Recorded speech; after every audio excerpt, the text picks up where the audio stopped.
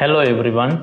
So இன்றைய வீடியோவில் GCE OL English exam பேப்பரில் டெஸ்ட் 10ல் வரக்கூடிய ரிப்போர்ட்டட் ஸ்பீச் என்ற கொஷனுக்கு கீழே ஆர்டர்ஸ் அண்ட் ரிக்வஸ்ட்டோட சம்மந்தப்பட்ட வசனங்களை நாம் சிம்பிளான முறையில் ரிப்போர்ட்டட் ஸ்பீச் வசனங்களாக எப்படி சேஞ்ச் பண்ணலாம் என்ற விஷயத்தை தான் இந்த வீடியோவில் நாம் டீட்டெயிலாக டிஸ்கஸ் பண்ண போகிறோம். ஸோ இந்த வீடியோவில் நாம் நமக்கு தரக்கூடிய சென்டென்சஸில் இருந்து எது ஆர்டர்ஸ் அண்ட் ரிக்வஸ்ட்டோட சம்மந்தப்பட்ட வசனங்கள் என்றதை நாம் கண்டுபிடிக்கிறது எப்படி, அதே மாதிரி இப்படி கண்டுபிடிச்சிருக்கிற வசனங்களில் நாம் என்னென்ன சேஞ்சஸ் செய்கிறதனூடாக ரிப்போர்ட்டட் ஸ்பீச்சாக கன்வெர்ட் பண்ண முடியும் என்ற சகல விஷயங்களையும் இந்த வீடியோவில் நாம் டீட்டெயிலாக டிஸ்கஸ் பண்ண போகிறோம். So if you are ready, let's get started.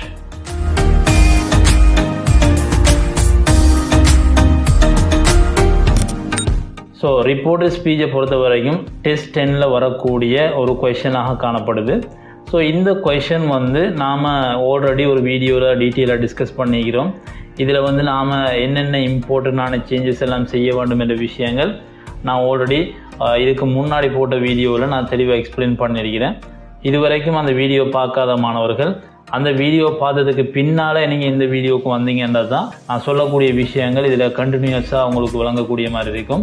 பொதுவாக ரிப்போர்ட்டட் ஸ்பீச்சாக நாம் ஒரு வசனத்தை கன்வெர்ட் பண்ண போகிறோமாக இருந்தால் அதில் நாம் மிக முக்கியமாக நம்ம 5 விதமான சேஞ்சஸை அப்ளை பண்ண வேண்டும் என்று நம்ம போன வீடியோஸில் டீட்டெயிலாக டிஸ்கஸ் பண்ணியிருந்தோம்.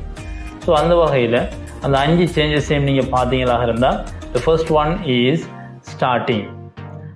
முதலாவது நாம் ஸ்டார்டிங்கில் இந்த வசனத்தை நாம் ஸ்டார்ட் பண்ணி எழுதும்போது எப்படி அதை ஸ்டார்ட் பண்ணணும் என்ற விஷயங்களை பார்த்தோம். ஸோ அதில் ஹீ செட் தட் என்ற விஷயத்தை நாம் ஸ்டேட்மெண்ட்டுக்கு நாம் யூஸ் பண்ணியிருந்தோம். அதே மாதிரி ரிமூவ் இன்வெர்டட் கொமாஸ், இந்த இன்வெர்டட் கொமாஸ் அதே மாதிரி கொஷன் மார்க்ஸ் இருந்தால் அந்த வசனத்திலிருந்து நாம் ரிமூவ் பண்ணுறது. அதே மாதிரி ப்ரோனவுன்ஸ் ரீதியாக வரக்கூடிய சேஞ்சஸ், டென்ஸ் ரீதியாக வரக்கூடிய சேஞ்சஸ், டைம் அண்ட் பிளேசஸோட சம்மந்தப்பட்ட சேஞ்சஸ் என்று சொல்லி 5 மிக முக்கியமான சேஞ்சஸை நாம் ரிப்போர்ட்டட் ஸ்பீச்சில் போன வீடியோவில் நாம் தெளிவாக டிஸ்கஸ் பண்ணியிருந்தோம்.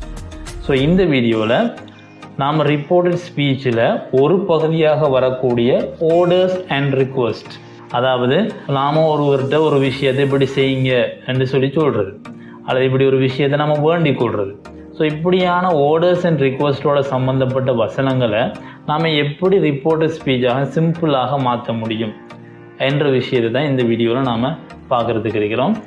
ஸோ அந்த வகையில் நான் இதில் ஒரு சென்டென்ஸ் ஒன்று போட்டிருக்கிறேன், ஒரு எக்ஸாம்பிள் சென்டென்ஸ் ஒன்று போட்டிருக்கிறேன் பாருங்கள். ராஜா சொல்லக்கூடிய ஒரு விஷயம், please close the door. So Raja ஒரு விஷயத்தை செய்யுங்கன்னு சொல்லியிருக்கிறார். அது வசனத்தை பாருங்கள், ப்ளீஸ் க்ளோஸ் த டோர். ஃபர்ஸ்ட்டுக்கு நாம் இப்படி ஒரு சென்டென்ஸை உங்களுக்கு ரிப்போர்ட்டட் ஸ்பீச்சாக சேஞ்ச் பண்ண சொல்கிறாங்களா இருந்தால் அந்த சென்டென்ஸை நாம் ரிப்போர்ட்டட் ஸ்பீச்சாக சேஞ்ச் பண்ணுறதுக்கு முன்னால் நாம் அதில் அப்ளை பண்ண வேண்டிய சில முக்கியமான சேஞ்சஸை நம்ம இதுக்குள்ள பார்ப்போம். அந்த வகையில் முதலாவது சேஞ்சை நீங்கள் பார்த்தீங்களாக இருந்தால் ஃபர்ஸ்ட்டுக்கு என்ன நேமை தாராங்களோ அந்த நேமோட சேர்த்து டோல்ட் மீ என்ற சொல்லையும் நீங்கள் சேர்த்துக்கொள்ளுங்க.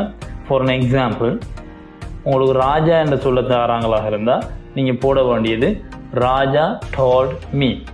ஃபார் அன் எக்ஸாம்பிள், உங்களுக்கு மீனாண்டு தாராங்களா இருந்தாருன்னா நீங்கள் இதை சேஞ்ச் பண்ண வேண்டியது மீனா டோல்ட் மீ. இப்படி ஒரு ஸ்டார்டிங்கை நீங்கள் கொடுக்க வேண்டும். ஓகே, இப்போ நம்ம ஸ்டார்டிங்கை கொடுத்தாச்சு.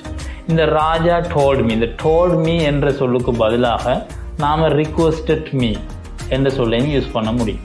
அதே மாதிரி ஆர்டர்ட் மீ என்ற சொல்லையும் நாம் யூஸ் பண்ண முடியும். ஸோ சிம்பிளாக உங்களுக்கு நல்ல ஞாபகத்தில் இருக்கக்கூடிய மாதிரி ஒரு சொல்லன்னு சொல்லி சொன்னால் அது ராஜா டோல்ட் மீ. இதை நீங்கள் கொஞ்சம் ஞாபகத்தில் வச்சுக்கொள்ளும். ஓகே, அதுக்கு பின்னால் உங்களுக்கு தரக்கூடிய ஒரு ஆர்டராக இருக்கலாம் அல்லது ஒரு ரிக்வெஸ்டாக இருக்கலாம். இந்த விஷயம் ப்ளீஸ் என்ற ஒரு சொல்லோட ஸ்டார்ட் பண்ணதாக இருந்தால் நீங்கள் ரிப்போர்ட்டட் ஸ்பீச்சாக சேஞ்ச் பண்ணும்போது ப்ளீஸுக்கு பதிலாக நீங்கள் யூஸ் பண்ணக்கூடிய சொல் to. Meena told me to. Right, இதுக்கு பின்னால் நாம் இந்த வசனத்தை சிம்பிளான முறையில் சேஞ்ச் பண்ண முடியும். ஸோ அந்த வசனத்தை நீங்கள் பார்த்தீங்களா இருந்தால் Meena told me to close the door. So that's it. Orders and ரிக்வெஸ்ட்டுக்குரிய பகுதிகளை நாம் எப்படி ரிப்போர்ட்டட் ஸ்பீச்சாக கன்வெர்ட் பண்ண முடியுமெண்டா, ஃபர்ஸ்ட்டுக்கு உங்களுக்கு ஒரு நேம் ஒன்று தாராங்களாக இருந்தால் அந்த நேமோட சேர்த்து நீங்கள் மீனா told me என்ற விஷயத்தை சேர்த்துக்கொள்ளுங்க. அதுக்கு பின்னால் அந்த வசனம் வந்து ப்ளீஸ் என்ற ஒரு சொல்லோட ஸ்டார்ட் பண்ணதாக இருந்தால் நீங்கள் அந்த ப்ளீஸுக்கு பதிலாக நீங்கள் இங்கே அப்ளை பண்ண வேண்டிய சொல் to. Meena told me to close the door. Right. இன்னொரு எக்ஸாம்பிளில் பார்த்தீங்களா இருந்தால் ரவி சொல்கிறாரு please open the window. So இந்த சென்டென்ஸை நீங்கள் சிம்பிளாகவே மாற்றிக்கொள்ள முடியும். ஃபர்ஸ்ட்டுக்கு ரவி என்றதை நீங்கள் எழுத வேண்டிய முறை ரவி told me. அதுக்கு பின்னுக்கு ப்ளீஸ் என்றதுக்கு பதிலாக நீங்கள் போடக்கூடியது to open the window. So இதில் ஒரு மிக முக்கியமான ஒரு விஷயத்தை நான் உங்களுக்கு இந்த இடத்துல ஞாபகப்படுத்த விரும்புகிறேன். என்னென்னா இந்த ப்ளீஸ் என்ற சொல் வந்து இங்கிலீஷில் வந்து நிறைய வடிவங்களில் பயன்படுத்தப்படுது. நிறைய ஃபார்ம்ஸில் வந்து இந்த ப்ளீஸ் என்ற சொல்லை யூஸ் பண்ணுறாங்க. அதில் முதலாவது வடிவம் வந்து ப்ளீஸ், ரெண்டாவது வடிவம் கேன் யூ ப்ளீஸ். சிலர் வந்து ப்ளீஸ் என்று சொல்லி அந்த வசனத்தை சொல்லுவாங்க, சிலர் வந்து கேன் யூ ப்ளீஸ் என்று சொல்லி சொல்லுவாங்க. அதுக்கு பதிலாக good you please, will you please, would you please, அல்லது டிரெக்டாக வேர்ப் ஒன்லேயே அவங்க ஸ்டார்ட் பண்ணக்கூடிய மாதிரி இருக்கும். ஃபார் அன் எக்ஸாம்பிள், ப்ளீஸ் என்ற சொல்லை தவிர்த்து close the door, open the window, come here, go there, இப்படி என்று சொல்லியும் சில ஓர்டர்ஸ் வந்து நமக்கு வரலாம். ஸோ எப்படி ஒரு அமைப்பில் இந்த ஓர்டர் வந்தாலும் இந்த இவ்வளவு சொற்களுக்குமே நீங்கள் சேர்த்து மொத்தமாக யூஸ் பண்ணக்கூடிய சொல் to. அது ப்ளீஸ் என்று வந்தாலும் நீங்கள் அதுக்கு பதிலாக ரிப்ளேஸ் பண்ண வேண்டிய சொல் to. கேன் யூ ப்ளீஸ் என்று வந்தாலும் அது அவ்வளோத்துக்கும் சேர்த்து நீங்கள் யூஸ் பண்ண வேண்டிய சொல் to. குட் யூ ப்ளீஸ் என்று வந்தாலோ, வில் யூ ப்ளீஸ் என்று வந்தாலோ, வுட் யூ ப்ளீஸ் என்று வந்தாலோ, அல்லது வேர்ப் ஒன்ல ஸ்டார்ட் பண்ணதாக இருந்தாலோ அது எல்லாத்தையுமே நீங்கள் ஸ்டார்ட் பண்ண வேண்டிய முறை to என்ற சொல்லோட நீங்கள் ஸ்டார்ட் பண்ணிங்களாக இருந்தால் சரி. ஸோ இதில் எக்ஸாம்பிள்ஸ் கொஞ்சம் போட்டிருக்கிறேன் பாருங்கள். மீனா சொல்லக்கூடிய ஒரு விஷயத்தை பாருங்கள். Can you please open the window. So இந்த சென்டென்ஸை நாம் ரிப்போர்ட்டட் ஸ்பீச்சுக்குரிய சென்டென்ஸாக சேஞ்ச் பண்ணுறதுக்கு ஃபர்ஸ்ட்டுக்கு நாம் மீனா என்றதை மீனா told me என்ற விஷயமாக எழுதிக்கொள்கிறோம். அதுக்கு அடுத்ததாக கேன் யூ ப்ளீஸ், இந்த அவ்வளவு செட்டுக்கும் சேர்த்து நாம் யூஸ் பண்ணக்கூடிய சொல் வந்து to. Meena told me to open the window. So இதில் இன்னொரு விஷயம் இருக்குது என்னென்னா, நாம் ஆல்ரெடி படித்த ப்ரோனவுன்ஸோட சம்மந்தப்பட்ட சேஞ்சஸ், டைமோட சம்மந்தப்பட்ட சேஞ்சஸ் எல்லாம் வளமையாக எல்லா வகையான வசனங்களுக்கும் நம்ம அப்ளை பண்ணத்தான் வேண்டும். ஃபார் அன் எக்ஸாம்பிள், இந்த இடத்துல நீங்கள் பார்த்தீங்களா இருந்தால் Reena will you please return my science book. So நீங்கள் ஃபர்ஸ்ட்டுக்கு ரீனா என்றதை எழுதுவீங்க. Reena told me. Will you please என்றதுக்கு பதிலாக நீங்கள் யூஸ் பண்ணணும் to. ரிட்டர்ன் மை என்றது நாம் ஆல்ரெடி படித்தோம். மை என்ற சொல் வந்து ஹ என்ற சொல்லாக மாறும். ஹிஸ் அல்லது ஹ என்று மாறும். இந்த இடத்துல ரீனா என்றது வந்து ஒரு கேர்ளை குறிக்கக்கூடிய சொல் என்றதால நாம் இந்த இடத்துல மை என்ற சொல்ல ஹ என்று நாம் சேஞ்ச் பண்ணோம். இதுவே ரவி என்று வந்திருந்தால் இந்த மை என்ற சொல் வந்து ஹிஸ் என்று வரும். So Reena told me to return her science book. Pronoun ரீதியாக வரக்கூடிய சேஞ்சஸ், டைம் அண்ட் பிளேஸஸோட சம்மந்தப்பட்ட சேஞ்சஸ், இதெல்லாம் நாம் வளமையாக வசனங்களில் அப்ளை பண்ணுற மாதிரியே இதிலையும் அப்ளை பண்ணி கொண்டாச்சு. ரைட். இன்னொரு எக்ஸாம்பிளை பார்ப்போம். டீச்சர் சொல்லக்கூடிய ஒரு விஷயம், finish your homework tomorrow. Finish your homework tomorrow. இதில் நாம் செய்யக்கூடிய சேஞ்சஸை நீங்கள் பார்த்தீங்களா இருந்தால் ஃபர்ஸ்ட்டுக்கு டீச்சர், டீச்சர்ன்றதை நாம் எழுத வேண்டிய முறை டீச்சர் told me. அதுக்கு பின்னுக்கு ஃபினிஷ், ஃபினிஷ்ன்றது ஒரு வேர்ப் ஒன்லேயே டிரெக்டாக ஸ்டார்ட் பண்ணப்படுறதால நாம் ஸ்டார்ட் பண்ண வேண்டிய முறை டு ஃபினிஷ். யுவர் என்றதை நாம் மை என்று சேஞ்ச் பண்ணுறோம். ஹோம்ஒர்க் டுமாரோ என்றதை த ஃபாலோவிங் டே. நாங்கள் ஏற்கனவே இருந்த வீடியோவில் இந்த ப்ரோனவுன்ஸ் எல்லாம் எப்படி சேஞ்ச் ஆகும், அதே மாதிரி டைம் அண்ட் பிளேஸஸோட சம்மந்தப்பட்ட சொற்கள் எப்படி சேஞ்ச் ஆகும் என்ற விஷயங்கள் ஏற்கனவே இருக்கிற வீடியோவில் டீட்டெயிலாக பார்த்துட்டோம்.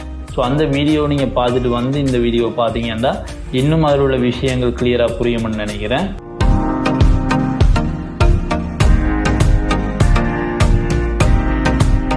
ஸோ நெகட்டிவான வேர்ட்ஸை பொறுத்த வரைக்கும் நாம் அதை எப்படி கண்டுபிடிக்கலாம்னா, ஒரு வசனம் வந்து டோன்ட் என்ற ஒரு ஸ்டார்டிங்லேயோ அல்லது ப்ளீஸ் டோன்ட் என்ற ஒரு ஸ்டார்டிங்லேயோ ஸ்டார்ட் பண்ணப்படுமாக இருந்தால் அந்த வசனத்தை நாம் நெகட்டிவ் வேர்ட்ஸ் என்று கருத முடியும். ரைட். ஃபார் எக்ஸாம்பிள், நான் இதில் ஒரு சென்டென்ஸ் ஒன்று போட்டிருக்கிறேன் பாருங்கள். டீச்சர் சொல்லக்கூடிய ஒரு விஷயம், please don't go out, please don't go out. இந்த இடத்துல முன்னுக்கு இருக்கக்கூடிய ஸ்டார்டிங்கை பார்த்துக்கொள்ளுங்க, ப்ளீஸ் டோன்ட். ஸோ இதை வச்சு நாம் ஒரு முடிவுக்கு வரலாம், இந்த வசனம் வந்து ஒரு நெகட்டிவான ஓர்டரை குறிக்கக்கூடிய ஒரு வசனம்.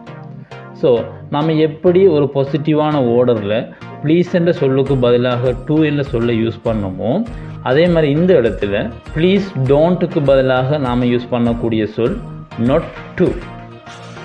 ப்ளீஸ் டோன்ட்டுக்கு பதிலாக நாம் யூஸ் பண்ணக்கூடிய சொல் not to.